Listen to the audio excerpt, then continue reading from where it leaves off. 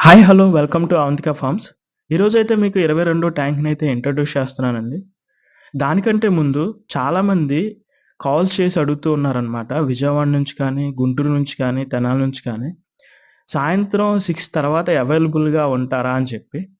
మీరు first of all తెలుసుకోవాల్సింది ఏంటి అంటే మనది షాప్ కాదండి. షాప్ అయితే మనం 10:00 కానీ, 11:00 వరకైతే ఉండొచ్చు.